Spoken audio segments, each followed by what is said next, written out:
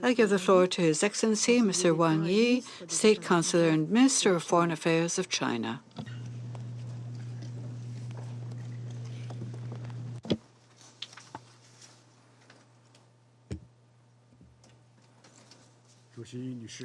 Madam President, Mr. Secretary General, I thank Foreign Minister Colonna for convening today's ministerial meeting, and I thank Secretary General Guterres for his briefing. China's position on Ukraine is consistent and clear. President Xi Jinping pointed out that the sovereignty, territorial integrity of all countries should be respected. The purposes and the principles of the UN Charter should be observed. The reasonable security concerns of all countries should be taken seriously, and all efforts that could help resolve the crisis should be supported. China follows Ukraine's humanitarian situation very closely and has assisted Ukraine with 35 million yuan of humanitarian supplies. This year, we have provided other developing countries with 15,000 tons of emergency humanitarian food assistance and contributed positively to easing the global food crisis. In response to the current situation, China would like to make the following 4 proposals. First, we must stick to dialogue and negotiations.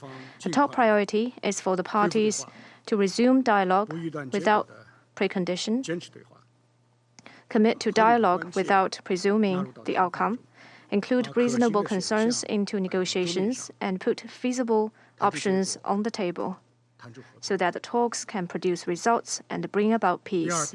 Second, we must work together for de-escalation. The parties concerned should exercise restraint and avoid escalating tensions. The international community should play a constructive role to help de-escalate and create conditions and space for political settlement.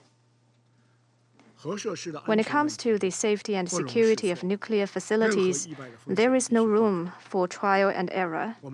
Accidents and risks must be prevented. We support the IAEA in upholding a fair and objective position and playing a positive role. Third, we must earnestly ease the humanitarian situation. It is vital to observe the international humanitarian law, prevent any attacks against civilians, civilian facilities, and minimize civilian casualties. Investigations into violations of the international humanitarian law should be objective and fair, based on facts rather than an assumption of guilt and without being politicized. The international community needs to support the UN humanitarian agencies in upholding neutrality and equity and continue to provide assistance to those affected in Ukraine and its neighboring countries. Fourth, we must contain spillovers.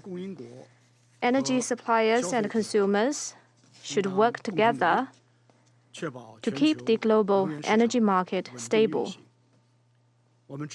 We support the Secretary General in helping facilitate the exports of Russian and Ukrainian grains.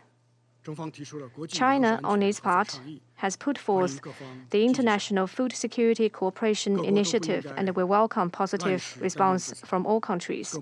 No country should resort to arbitrary unilateral sanctions, still less let developing countries pay the price.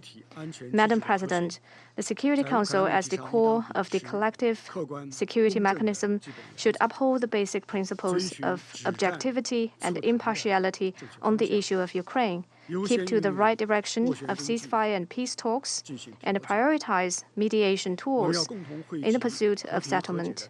We need to pour positive energy for peace and reconciliation and take constructive and responsible actions towards political settlement. The Ukraine crisis is closely linked to the international situation. The more challenging the situation is, the more important it is to stay united and seek cooperation. We must work in coordination to uphold the UN-centered international system abide by the basic norms of international relations based on the purposes and principles of the UN Charter, accommodate the legitimate concerns of all parties, abandon hegemonism and power politics, and prevent any form of hot war or the so-called New Cold War.